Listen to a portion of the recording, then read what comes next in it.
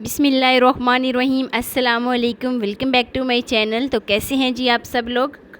मैं उम्मीद करती हूँ कि सब खैरियत से होंगे। तो आज मैं आपके साथ सादा लेकिन बहुत ही खूबसूरत सा नेक डिज़ाइन शेयर करने लगी हूँ। तो स्टेप बाय स्टेप मैं आपको बताऊँगी। वीडियो को आपने फुल वॉच करना है, कोई स्टेप मिस नहीं करना। तो यहाँ पर मैंने बुकरम ली है जिसकी लंबाई जो है 8 इंच है और चौड़ाई तकरीबन इसकी 3 इंच है। तो अब यहाँ पर मैं इसकी राउंड शेप में इसको जो है निशान लगा लेती हूँ। तो इसकी चौड़ाई यहाँ पर मैंने 2.5 इंच ली है। 2.5 इंच पे इसका मैं एक निशान लगाऊंगी। तो एक निशान में 2.5 इंच पे लगाने के बाद अब मैं इसकी लंबाई पे निशान लगाऊंगी जो कि मैंने 7 इंच ली है। तो 7 इंच हम लंबाई पे इस तरीके का निशान लगाएंगे और नीचे वाली साइड पे भी हम 2.5 इंच का निशान लगाएंगे। जितना हमने ऊपर वाली साइड पे निशान लगाया है बिल्कुल इसी तरीके से। तो दोनों निशान को एक दूसरे के साथ जोड़ देंगे इस तरीके से। तो दोनों निशान को जोड़ने के बाद मैं इसको राउंड शेप दे लेती हूँ। हल्की सी यहाँ पर मैं इसको राउंड शेप दे लेती हूँ जो इसकी जो कॉर्नर बनते हैं। तो उस साइड से मैं इसको राउंड शेप दूँगी और राउंड शेप देने के बाद 1 इंच इस तरीके से छोड़कर एक्स्ट्रा इसका निशान लगा लूँगी। और 1 इंच छोड़कर एक्स्ट्रा निशान लगाने के बाद जो मैंने निशान लगाए हैं उनकी कटिंग कर लेती हूँ। तो पहले हम जो बाहर वाला निशान हमने लगाया है उसकी कटिंग कर लेते हैं और फिर जो हमने अंदरूनी साइड पे निशान लगाया है उसकी कटिंग कर लेंगे। तो एक निशान की कटिंग हो गई है। अब हम दूसरी तरफ कटिंग कर लेते हैं। जितना हमने निशान लगाया है इस लाइन के ऊपर हमने कटिंग करनी है। तो बहुत ही अच्छे तरीके से कटिंग करने के बाद ये कुछ इस शेप में आ जाएगा। तो लीजिए जी, राउंड शेप में जो नेक है उसकी कटिंग हो गई है। अब चलते हैं जी नेक्स्ट स्टेप की तरफ। तो नेक्स्ट स्टेप में इसकी वी कटिंग कर लेते हैं। तो वी कटिंग करने के लिए यहाँ पर मैंने जो राउंड शेप में कटिंग की थी नेक की उसको मैंने फ़ोल्ड किया है और उसके ऊपर रखा है। और ऊपर रखने की जानिब बाहर की जानिब मैंने 2 निशान लगा लिए हैं। इन निशान को मैं ऊपर की जानिब इस तरीके से एक निशान लगाऊंगी और लगाने के बाद जितने भी मैंने निशान लगाए हैं उनकी कटिंग कर लेती हूँ। तो ये वाली जो पट्टी है ये भी मैंने 7 इंच ली है। 7 इंच की मैंने बुकरम ली है और नीचे जो पट्टी है वो मैंने 7 इंच की कटिंग की है। तो कुछ इस तरीके से मैं इसकी कटिंग कर लेती हूँ। जो मैंने निशान लगाए हैं सारे निशान के ऊपर जो है मैं कटिंग कर लेती हूँ।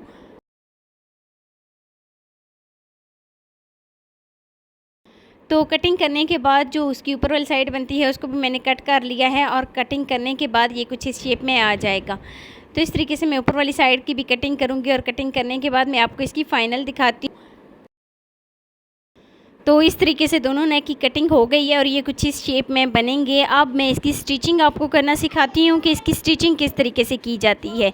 तो यहाँ पर मैंने एक्स्ट्रा एक फैब्रिक लिया है, उसको बहुत ही अच्छे तरीके से मैंने प्रेस कर लिया है और राउंड शेप में जो मैंने नेक डिज़ाइन कटिंग किया था उसको मैं इसके ऊपर रखूँगी और बहुत ही अच्छे तरीके से बुकरम को चिपका दूँगी ताकि बहुत ही अच्छे तरीके से ये चिपक जाए और सिलाई करने में मुश्किल पेश ना आए। तो नेक को चिपकाने के बाद जो एक्स्ट्रा का फैब्रिक होगा उसको मैं इस तरीके से कट कर लूँगी। जितना भी एक्स्ट्रा फैब्रिक होगा उसको मैं कट कर लेती हूँ और कटिंग करने के बाद मैं इसको हल्का सा इस तरीके से फ़ोल्ड करूँगी और फ़ोल्ड करने के बाद बहुत ही अच्छे तरीके से आयरन कर लेती हूँ ताकि दरमियान में निशान बन जाए। बिल्कुल दरमियान में सेंटर में जब हम इसकी शर्ट के ऊपर इसकी स्टिचिंग करें तो बिल्कुल आसानी के साथ और बिल्कुल सेंटर में आए। तो लीजिए जी, राउंड शेप में जो हमने नेक डिज़ाइन तैयार किया था वो उसकी जो है वो कंप्लीट तैयार हो गया है। अब मैं इस शर्ट के ऊपर जो है वो आयरन करूँगी और आयरन करने के बाद जो दूसरा मैंने इसका हिस्सा बुकरम का कटिंग करके रखा था वो एक एक्स्ट्रा फैब्रिक के ऊपर लगाऊंगी और बहुत ही अच्छे तरीके से उसको चिपका लेती हूँ। तो बहुत ही अच्छे तरीके से चिपकाने के बाद जो एक्स्ट्रा का फैब्रिक होगा उसको मैं कट कर लेती हूँ। ऊपर वाली साइड पे भी मैं इस तरीके से इसको कट कर लेती हूँ और अच्छे तरीके से इसको के बाद यहाँ पर मैंने एक और एक्स्ट्रा फैब्रिक लिया है। तो एक्स्ट्रा फैब्रिक लेने के बाद मैं इसको भी बहुत ही अच्छे तरीके से आयरन कर लेती हूँ और आयरन करने के बाद मैं इसकी सीधी वाली साइड पे जो मैंने दूसरा जो डिज़ाइन तैयार किया है उसको इस तरीके से रखूँगी और रखने के बाद इसकी स्टिचिंग जो है वो कंप्लीट कर लूँगी। जो नीचे वाला कपड़ा है उसको भी जो एक्स्ट्रा फैब्रिक होगा उस जो हमने ऊपर डिज़ाइन बनाना है उस पट्टी को हम साइड पे रखते हैं और जो हमने राउंड शेप में जिसकी कटिंग की है उसकी स्टिचिंग कर लेते हैं। तो दरमियान में हमने इसको बहुत ही अच्छे तरीके से आयरन कर लिया था ताकि जो नेक है वो बिल्कुल सेंटर में आए। तो इस तरीके से पहले हम दरमियान में इसकी स्टिचिंग कंप्लीट करेंगे और दरमियान में स्टिचिंग कंप्लीट करने के बाद दूसरी साइड पे तो अब हम इसकी साइड पर भी इस तरीके से सिलाई लगा लेंगे। बुकरम की साइड पे हम सिलाई लगा लेंगे। तो सारी सिलाई कंप्लीट हो जाने के बाद ये कुछ इस शेप में आ जाएगा और हम इसकी जो फैब्रिक होगा उसकी कटिंग कर देंगे। तो चलते हैं जी नेक्स्ट स्टेप की तरफ। तो नेक्स्ट स्टेप में जो मैंने फैब्रिक का जो मैंने डिज़ाइन बनाना था इस राउंड शेप के नेक के ऊपर, जो मैंने डिज़ाइन बनाने के लिए पट्टी को कटिंग किया था, उसको हम सिलाई कर लेते हैं। तो उसको हम सबसे पहले इस तरीके से अंदरूनी उसकी सिलाई कंप्लीट कर लेंगे। तो सारी सिलाई जो है जैसे ही हमारी कंप्लीट हो जाएगी, जो एक्स्ट्रा फैब्रिक होगा वो हम कट कर लेंगे, लेकिन बुकरम के साइड से हम कटिंग करेंगे। तकरीबन हाफ इंच से भी कम हम जो है ना इसका छोड़कर तो हम कटिंग करेंगे। याद रहे कि सिलाई जो है उसमें कटिंग नहीं होनी चाहिए। तो हल्के से कट लगाएंगे ताकि यानी के साथ इसको हम सीधा कर सकें। तो कट लगाने के बाद अब हम इसको सीधा करते हैं। तो सीधा करने के बाद तो बहुत ही अच्छे तरीके से आयरन करने के बाद मैं इसको जो इसकी साइड वाली जो कॉर्नर बनते हैं, जो किनारे बनते हैं, उसको मैं अंदर की जानिब इस तरीके से फोल्ड करूँगी और बहुत ही अच्छे तरीके से प्रेस कर लूँगी। तो लीजिए जी पट्टी जो है वो हमारी तैयार हो गई है। अब हमने राउंड शेप में जो नेक बनाया था उसका जो अंदरूनी जो उसका फैब्रिक होगा उसकी कटिंग कर लेते हैं। और कटिंग करने के बाद उसमें हम हल्के हल्के कट लगाएंगे और कट लगाने के बाद उसको सीधा फोल्ड कर लेते हैं। तो फोल्ड करने के बाद बहुत ही अच्छे तरीके से एक दफ़ा प्रेस कर लेते हैं। और प्रेस करने के बाद देखें जी बहुत ही खूबसूरत सी इसकी लुक आई है। तो अब जो हमने पट्टी की कटिंग की थी उस स्टेप की तरफ चलते हैं। मैंने इसको बहुत ही अच्छे तरीके से एक दफ़ा तुरपाई कर लिया है। और तुरपाई करने के बाद अब जो मैंने पट्टी की कटिंग की थी उसके अंदर मैं इस तरीके से लेस रखूँगी और लेस रखने के बाद दोनों हिस्सों को मिलाऊँगी और मिलाने के बाद ऊपर से सिलाई लगा दूँगी। तो सारी सिलाई जो है वो मैं बिल्कुल अपनी इसी तरीके से कंप्लीट कर लेती हूँ। और सारी सिलाई कंप्लीट करने के बाद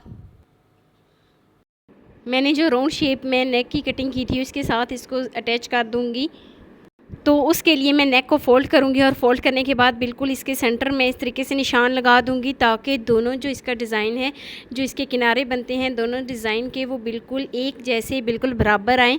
तो यहाँ पर मैं इसका निशान लगा देती हूँ। तो निशान लगाने के बाद अब मैं इसकी स्टिचिंग कर देती हूँ। तो इसकी स्टिचिंग करने का तरीक़ेकार ये है कि मैं ऊपर से इस तरीके से सिलाई लगाना शुरू करूँगी और सिलाई लगाने के बाद जो हमने निशान लगाए हैं वहाँ तक हम इसकी सिलाई जो है वो लेकर आएंगे।